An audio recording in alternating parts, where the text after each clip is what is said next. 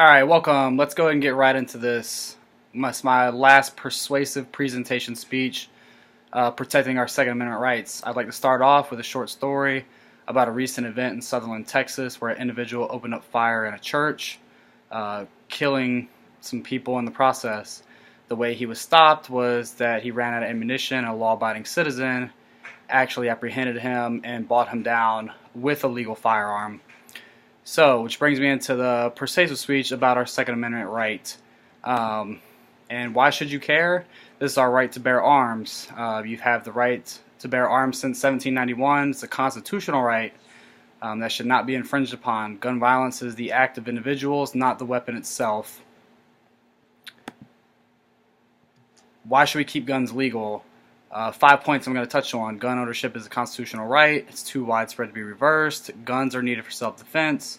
Criminals do not follow laws, and other weapons will be used to commit crimes if guns are taken away.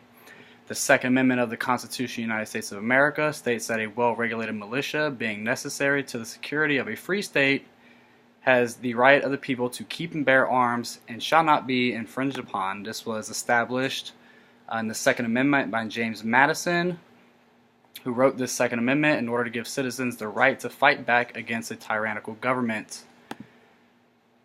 This brings about the benefits of self-defense that shows that criminals retreat 55% of the time when a gun is drawn in self-defense, and robbery and assault victims who use a gun to resist were less likely to be attacked or suffer injury. Point 2 of this topic states that widespread gun ownership is too wide to be turned around. It's estimated that there are 357 million firearms in the U.S., in which 30% of Americans own a gun, and 11% live with someone else who own a gun. On the next slide, there's a breakdown of each state in the United States, and it shows what percentage of the population actually own a gun. As you look, there's a couple high ones, obviously. Texas with 35.7%, North Dakota 47.9%, Montana 52.3%. So take a look at that. Very interesting statistics on that slide. Next topic on how guns would be confiscated.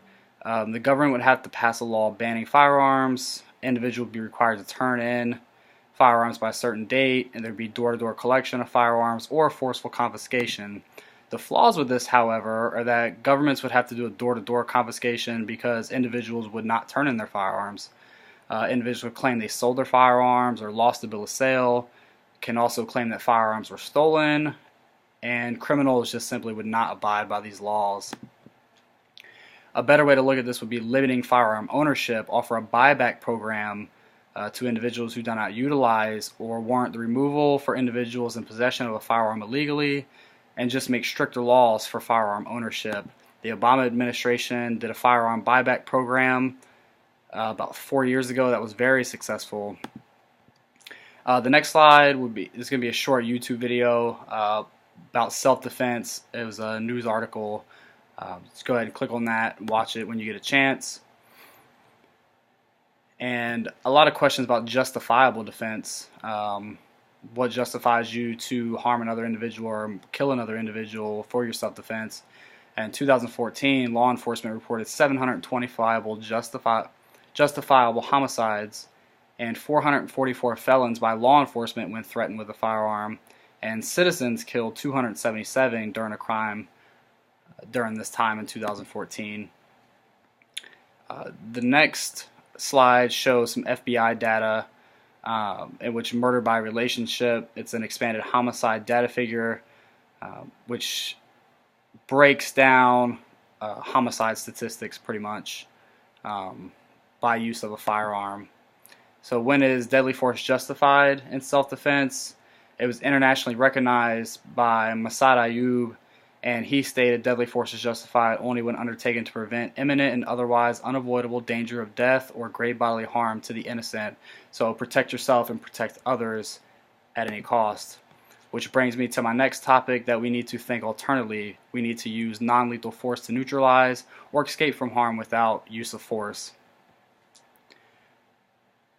My next point talks about criminals who do not follow laws. Criminals already break laws. They use certain means to get their ways. This includes firearms.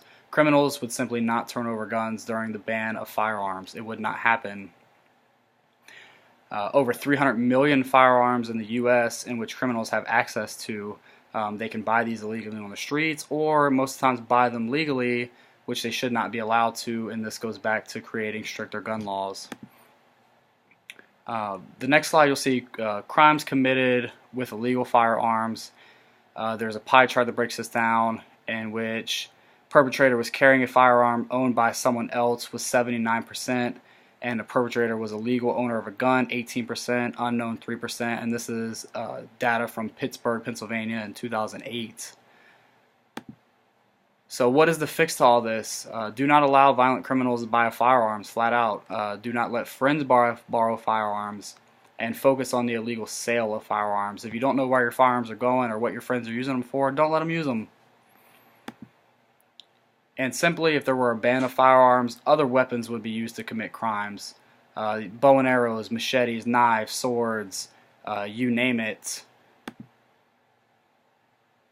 From 2006 to 2015, there were crimes without guns where there was 144 victims in the U.S. These were with blunt force trauma by baseball bats, stabbings, etc. So what do we need? We need more protection, more law enforcement, more law-abiding firearm-carrying citizens that know their rights, use guns the right way. This is what we need in order to control criminals who do not follow these laws. So, in conclusion, I've talked about gun ownership as a constitutional right. It's too widespread to be reversed. Guns are needed for self-defense. Criminals do not follow laws, and other weapons will be used to commit crimes if guns are banned. Everyone should remember, gun ownership is a right that should not be taken away. Instead, alternative ways to limit gun violence should be laid out and put into progress. And I'd like to leave you with a final thought by George Washington on his first annual address to both the White House of Congress.